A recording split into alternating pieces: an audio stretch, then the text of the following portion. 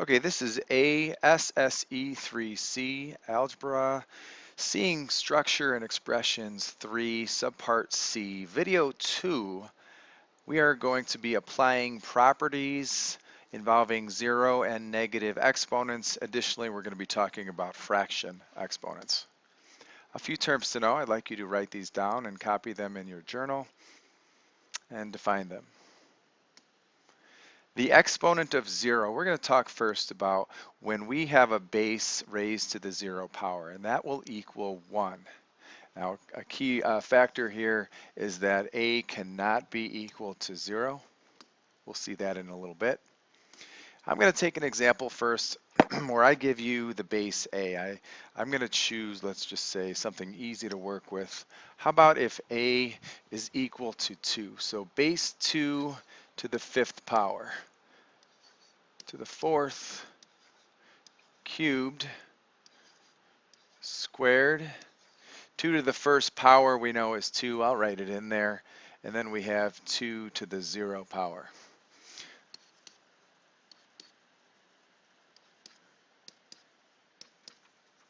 Okay, 2 to the 5th power is noted as the product of 2 5 times, and that will equal 32.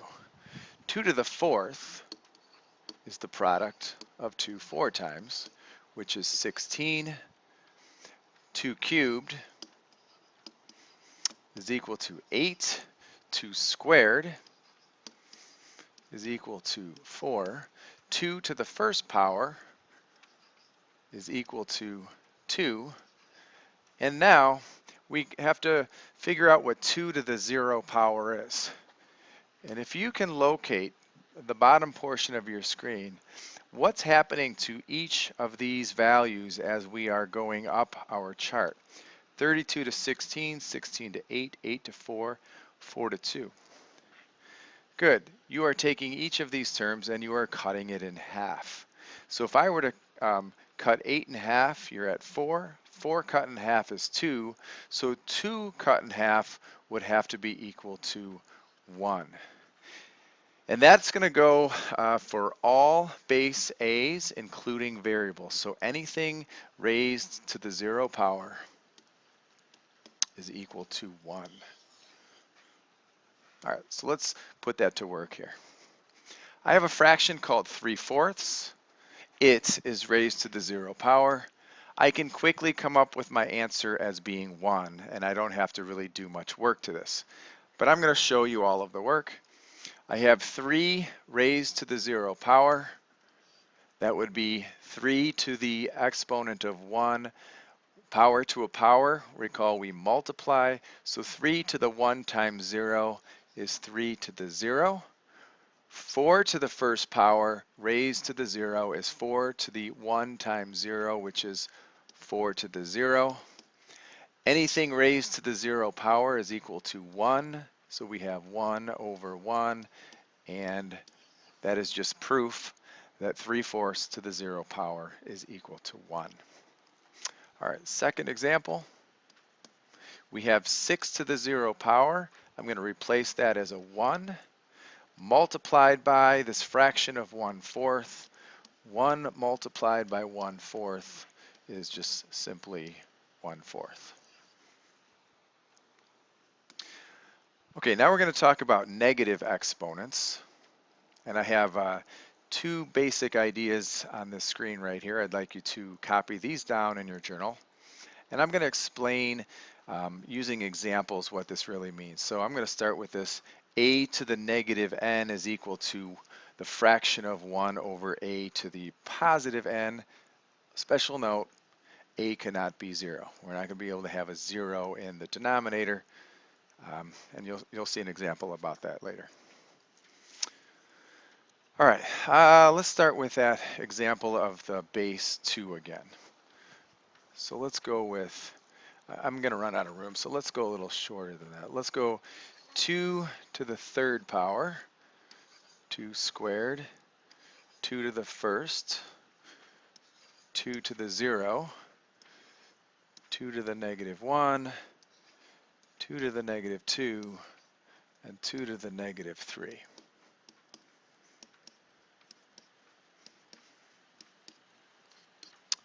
All right, starting down on the bottom, 2 to the third power, we already know that that came out to be 8.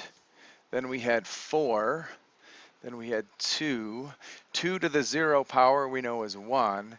And let's continue that thought of taking each of the previous terms and cutting them in half. 8 cut in half is 4. 4 cut in half is 2. 2 cut in half is 1. 1 cut in half is 1 over 2, or 1/2.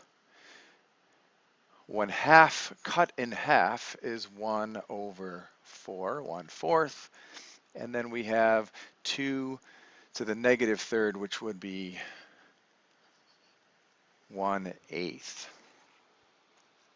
All right, let me just grab one piece of this. Let's grab the last one. 2 to the power of 3 versus 2 to the power of negative 3. All right, we know that we can take this number and we can divide it by 1. That's not going to change its value.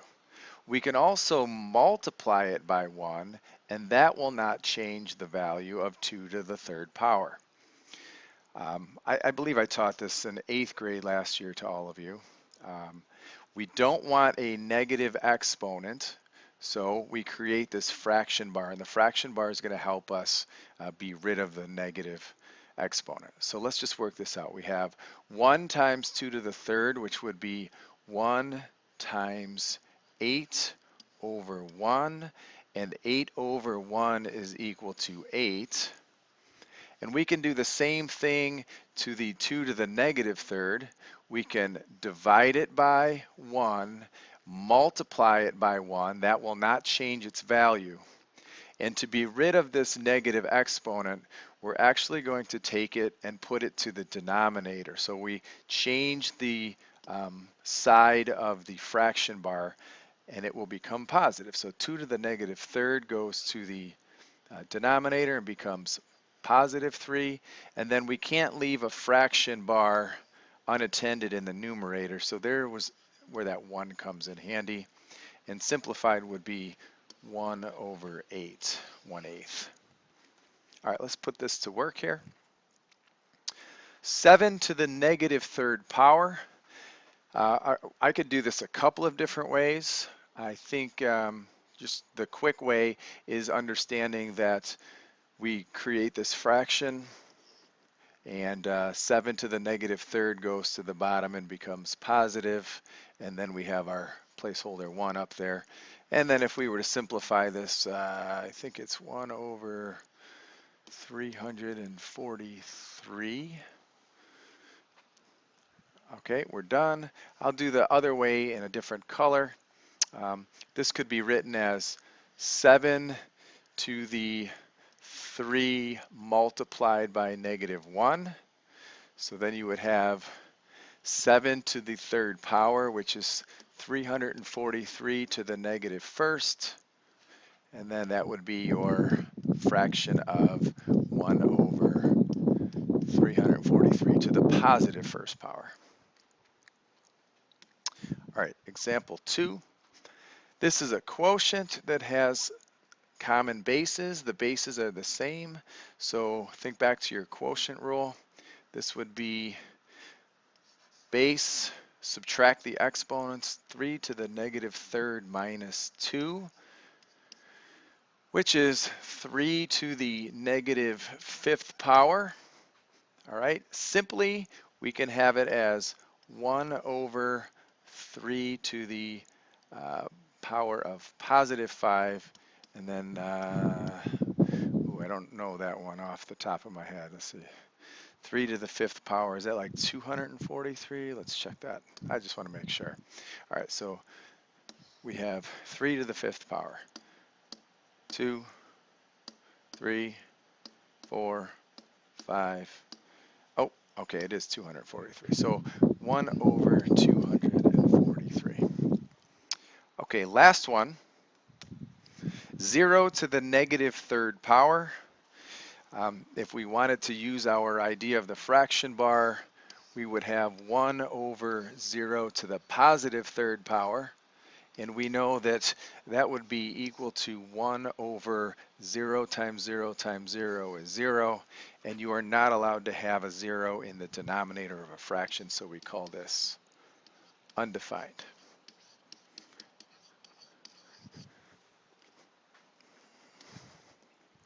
Okay.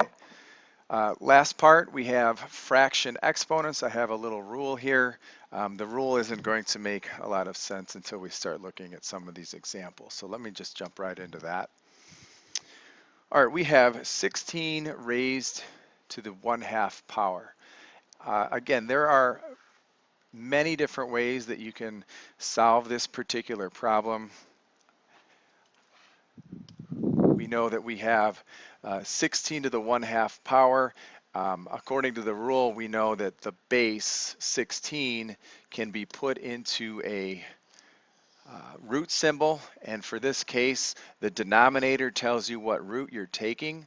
So if I have a 2 in the denominator, I'm taking the square root of the base 1 time. So the square root of 16, and then I'm going to take that to the first power. So square root of 16 is 4. 4 to the numerator, which was 1. 4 to the first power is just simply 4. Second one, we have 9 to the 5/2 power. 9 will take the square root of 9 because the denominator says we're going to be taking the square root of the base. Square root of 9 is equal to 3. The numerator will give us our final power, so 3 to the 5th power will be, what did we come up with that one? That was 243. Does that look like a 9? Sorry, let's go 243. All right, third example. 4 to the negative 3/2 power. Okay, the denominator tells me that I again am taking the square root of the base. The square root of the base is 2. The numerator is my remaining power, 2 to the negative 3rd power. We know that that is a fraction, can't have a negative exponent. 2 to the negative 3rd is 1 over 2 to the power of 3, which we know is 1/8. All right, last one. Now we're looking at a denominator that is not a 2. So now we have a denominator that is a 3. So we are taking the cubic root. Important to take your symbol. We're taking the 3rd root. So write in your 3rd root in the symbol of 125. And the cubic root of 125 would be 5. Because 5 times 5 times 5 is 125. And then our numerator tells us the power, which is -2, and that would be 1 over 5 squared, which is 1/25. All right, now notice all of your bases are either perfect squares or perfect cubes, and you are only going to be dealing with rational roots in today's lesson.